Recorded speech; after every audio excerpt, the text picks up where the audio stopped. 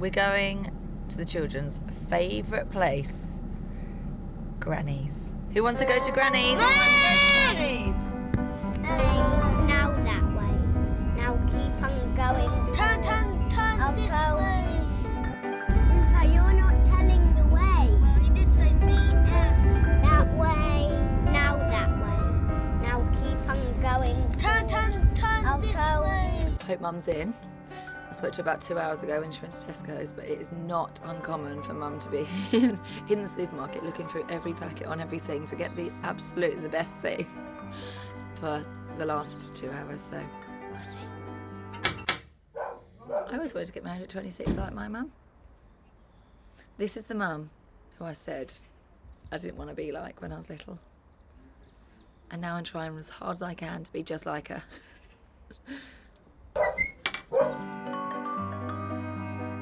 I was one of 6.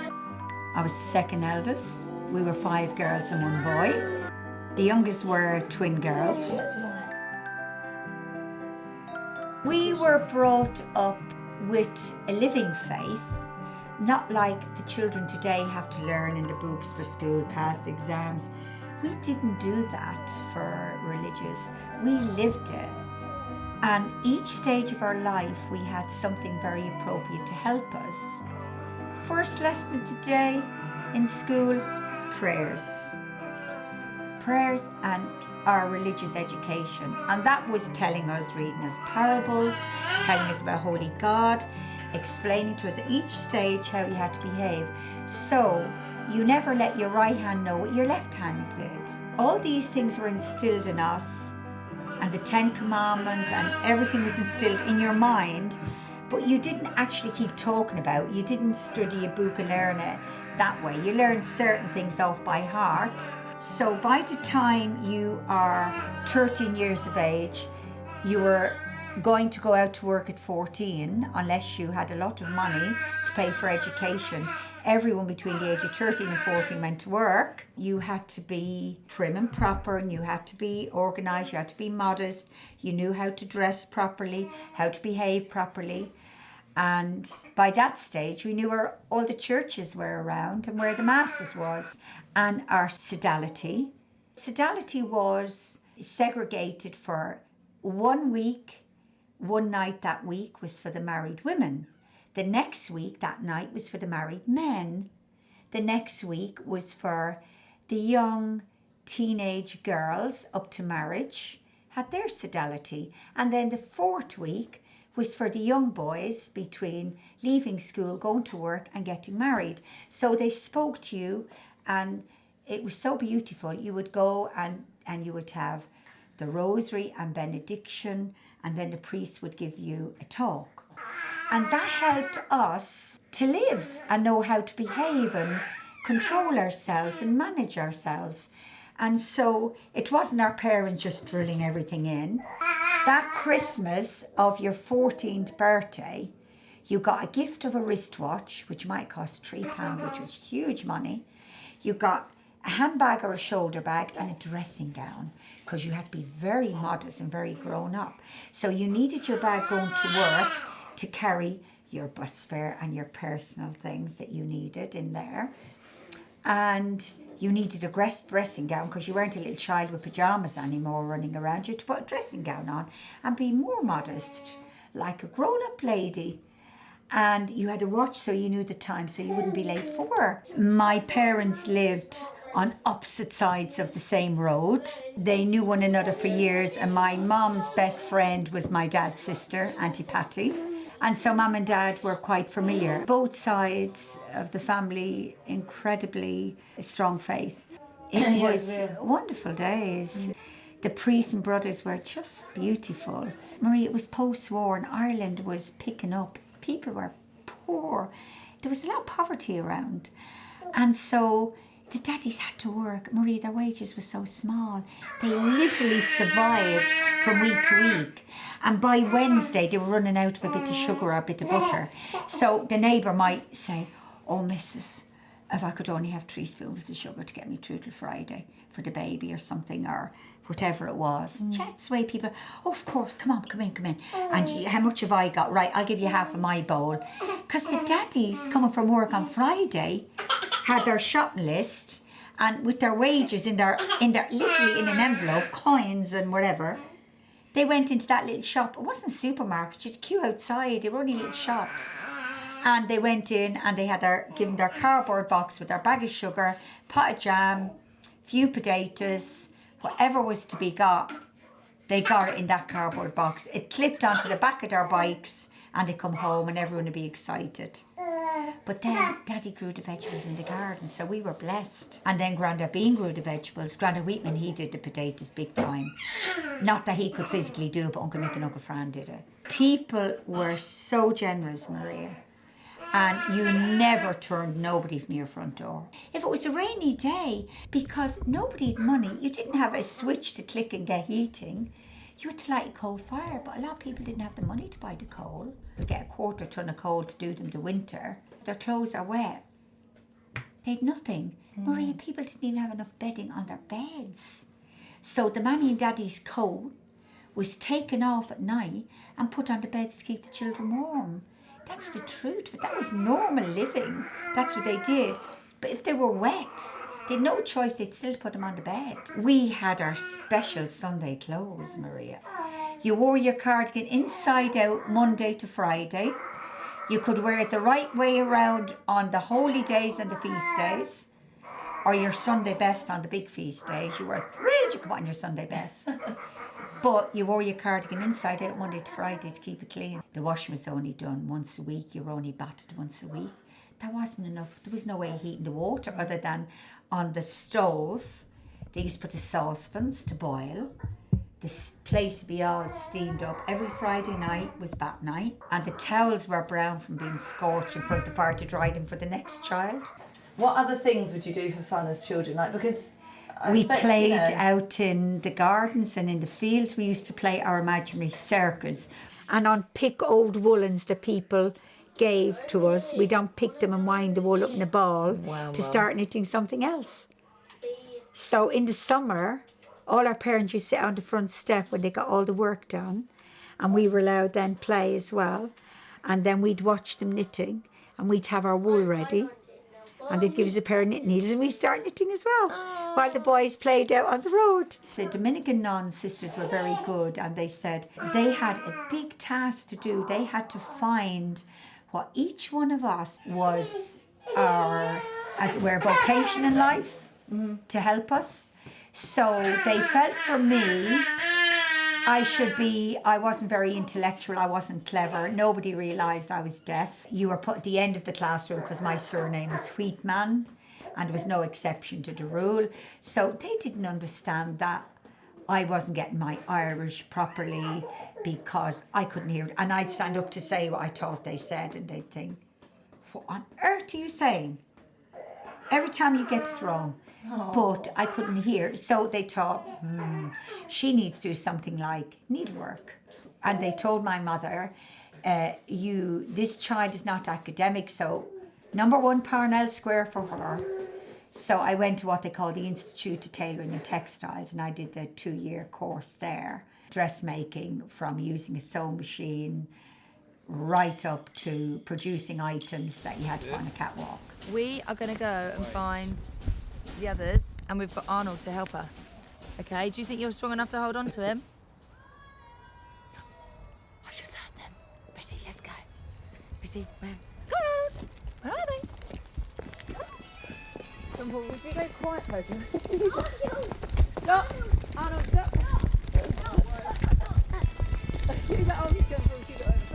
We are out looking for Rupert and Jemima hiding behind a tree, and we've got our little doggy Arnold to help us.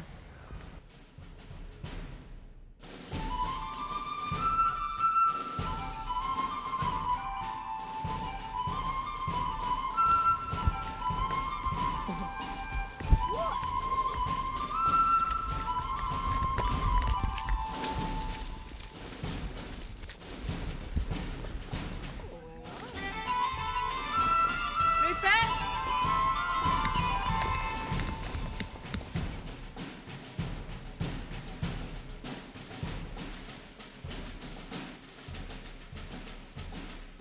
Okay, so we think that Jemima and Rupert have been eaten by the big bad troll. Is that a Oh, tiny there's no word. river?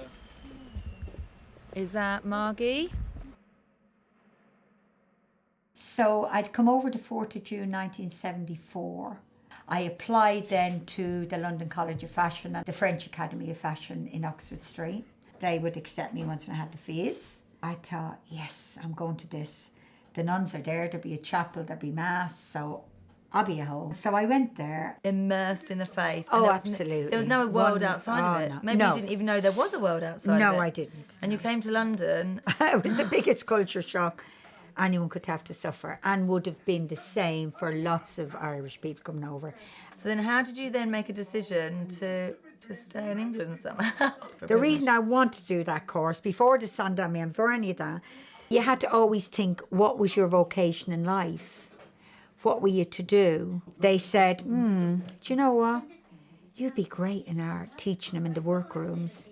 Is there any chance you could come over to, I was even given a destination, Maria, in South Africa, to help these people, to train them in on using sewing machines so they can earn a living and da-da-da.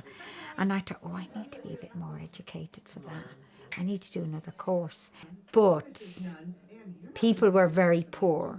Then my dad became unemployed. The company closed down because suddenly, bang, the 60s mass-produced everything. So they started to close down the workrooms. Uncle Charlie was made redundant. When I did my 2-year course, I had this certificate I passed through. So you're in great demand. You had all the top dressmaking companies, if you like, in the world, but they were all individual and coutured individual items. And that was like Sybil Connolly's Clarks and Mrs. Tawney and Colette's. They were all specialised. My world was big. I could go and choose to work for them as an apprentice and work up. So I got an opportunity to get an apprenticeship in one of the top shops. Everyone was saying, the French shop on Exchequer Street corner wanted me to go in and work with their little Jewish tailor. Oh, I loved it. And I come back after the day. I said it to my mum, and my mum said, well, there's this factory down the hill, down Chapel Lizard, and you'd get £3 a week if you worked down there, and you'd have no bus fare to pay, and it'd be great. But it was all mass-produced and new mass-produced garments. And my heart dropped. And I thought, how can I do this? I said, well, they really are happy to take me on. They'd love to take me on at this. And Mum said, but you'll do better down there. So I knew Mum wanted me to go down there, so I went down there. So I threw away, to me, a great opportunity. I hated the place I worked in. People were swearing. People had these radios on all day, so you couldn't hear somebody talking to you. And then they realised I could actually do things proper. So any problems they had, they'd say, she'll fix them, she'll fix them. So I spent my days trying to repair other people's damaged work and then have to run through reels of maybe 200 zips in an hour, zip these dresses, zip these skirts. So that was before you went over to England. That was part of your like working years. Yeah. But then I started to look around and I thought, I can't do this. And I did find another job that was just lovely people. There was myself and there was 2 other machinists. One was Maureen, myself, and one was Jean. And then Maureen used to see, I'd love Padre Pio. And I had the voice of Padre Pio after, of course, he died in this magazine. And Maureen saw it and she said, oh, Paul, is that yours? Oh, could I have a look at that? Is that Padre Pio? So we just hit it off. And then Maureen suddenly started having circulation problems really bad. She was much older than me. And her hand wasn't working. Oh, she was devastated. And it was herself and her sister Sheila, and they were the breadwinners to pay the rent, to buy the food. And our money wasn't much, Maria, but we enjoyed doing what we did. And so she was in a bad way. So they said that the hand was literally dead. So there wasn't much more left in it, and they would have to do some surgery, some amputation. And Maureen was devastated. Her sister and all, her mother was devastated. What are they going to do? How are they going to survive? Because she was a seamstress, Maria. And She needed her where hand. San Damiano maybe came in? No, this is where Padre Pio came in. Okay. And we said, my granddad, Wheatman, when Padre Pio was still alive, wrote him a beautiful letter and sent him a handkerchief. And he replied a letter back to my granddad, and he sent a handkerchief to him. And granddad said, I know I shouldn't, but I have to give you all a piece of this. Hold on to it and use it when it's needed, but treasure it. Padre Pio had blessed it when he was alive. Have you still got it? And no, I haven't, because I ended up passing it on to people that I felt was more in need. But Maureen wrapped her hand in a handkerchief. She was prepared for surgery. The X was put on where one was to be amputated. And Sheila brought her in to her sister that night before the surgery and said, Maureen, don't take it off your hand. Keep it there till they bring you down in the morning. So she went down to theatre to have the amputated hand. She was anaesthetised. She woke up the anaesthetic, dreading it, to find no hand there. But her hand was there. And the surgeon said to her, I've got great news. He said, we took you down, you had the anaesthetic, but your hand started to show life. It was life coming back into your hand. So there was no need to amputate it. So her hand was fully restored. They had a sister that previously worked there that was English. She was from Essex. So I went to work that night, and this sister came up that I never met and said, nurse, can you do a round with me, please? And I thought, oh, shock. When you do a round with me, we used to have to, Maria, it's so different today. At that level now, they do nothing. They don't take that responsibility. I had to know every patient on my level. I had to tell her all the conditions, what the treatments was, what we were doing, not doing, what medicine they were on. I mean, that was as a carer. So I went around the whole lot.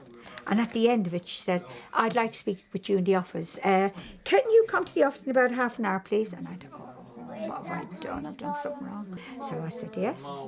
And she said, I want to speak to you about San Damiano.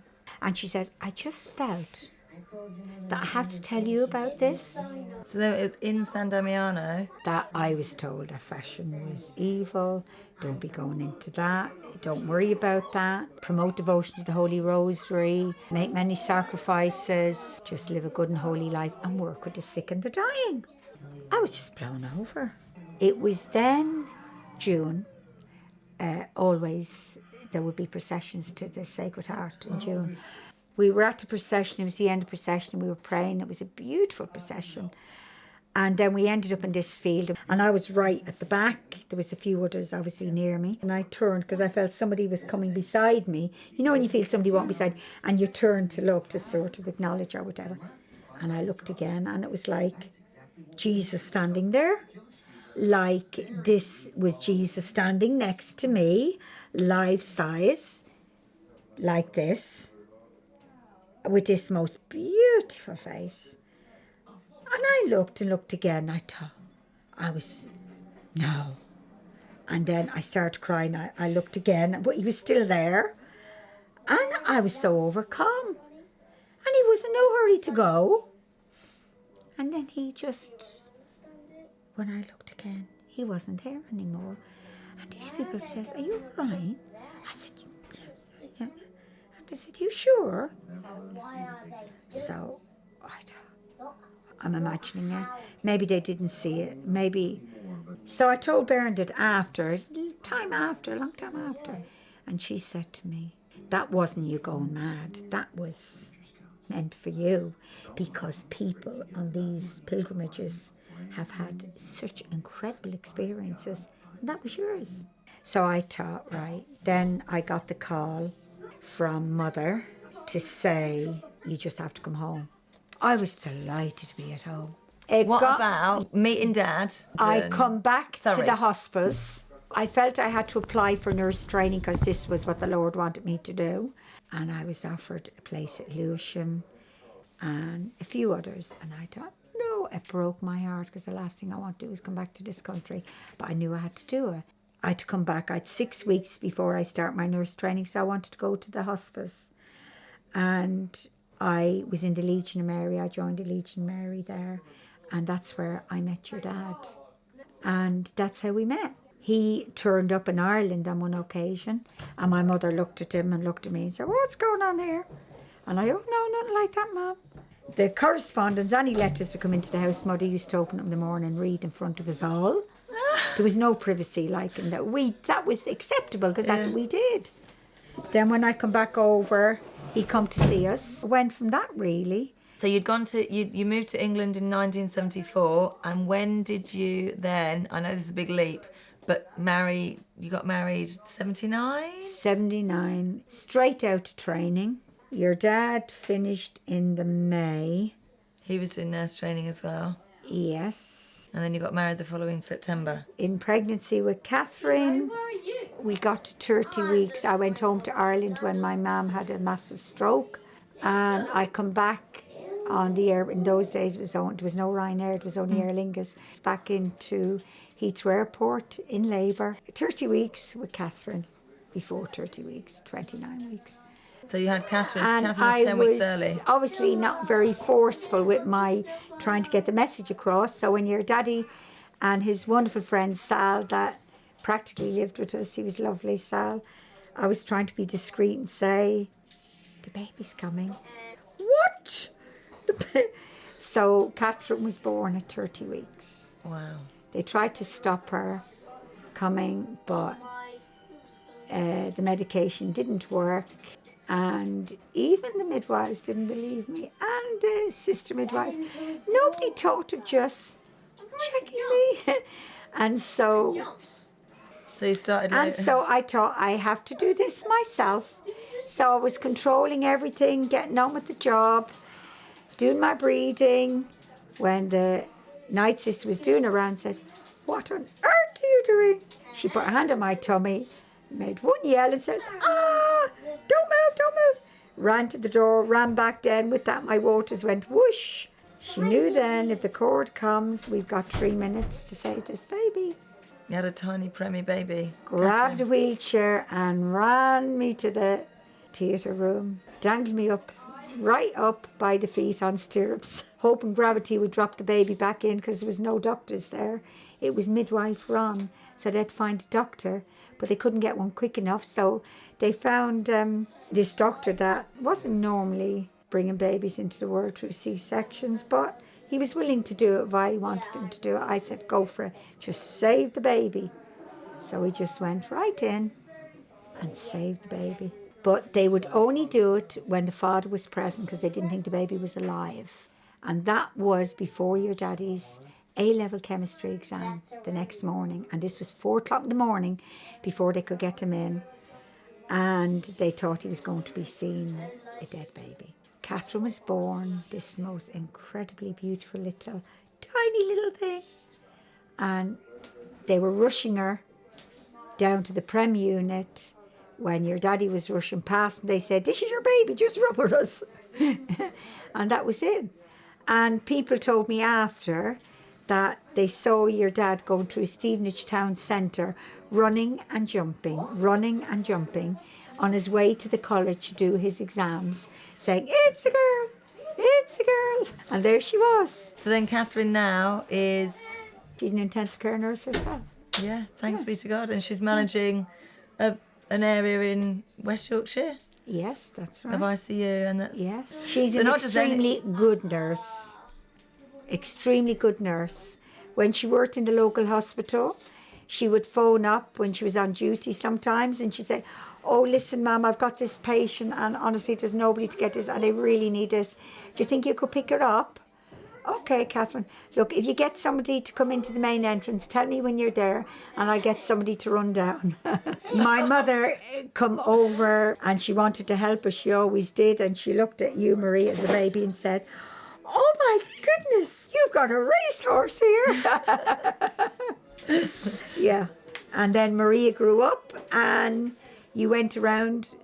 Every baby you saw, you had to have. Francesco loved the babies as well, and he adored you.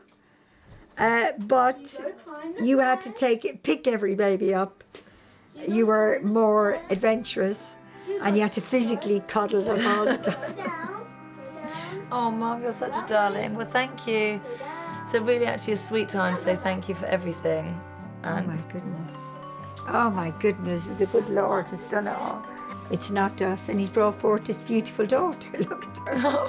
Oh, and thank well, God. thank you, Mum. And thank you for bringing Yeah. us up in the faith. I know it's hard. Yeah. And teenage years, I don't know if we'll ever hear about you and your poor time when we were horrible teenagers. I was the worst. I'm happy to admit it. Naivety. You held in. You I held was on too there. naive and too trusting. I didn't fully appreciate and understand that just because mums and dads took their children to Catholic school, that I didn't necessarily mean they were practicing Catholics, and I thought they were all like me. I soon learned they weren't. Yeah, that was hard. You held in there, Mum, and you I kept the just faith at home, and it just goes to show, it wasn't easy for you, but thanks be to God, it strengthened our Support of the faith. family. Yeah. Support of the family. Thanks, Mum.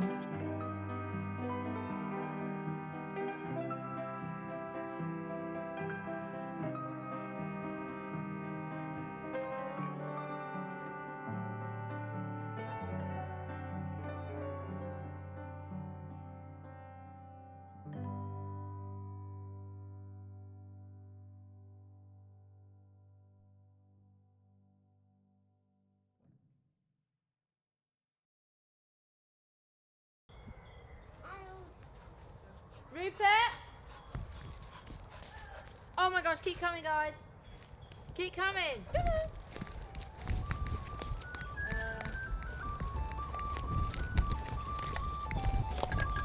Good grief.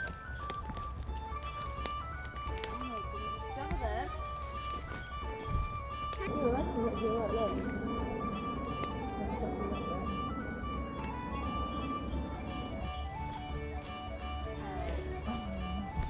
Okay. You did it. It's fine. Do it. There's a pot.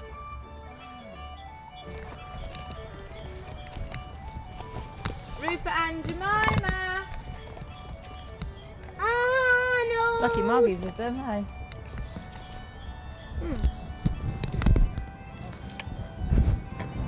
That's it, Hugo. Go right there. Get them, Hugo. Thank you. Oh, you. You guys. Were you going there? We went there. We sat on that Arnold ran so fast to start with, Hugo had to let go of the thing. He was almost going to fall over.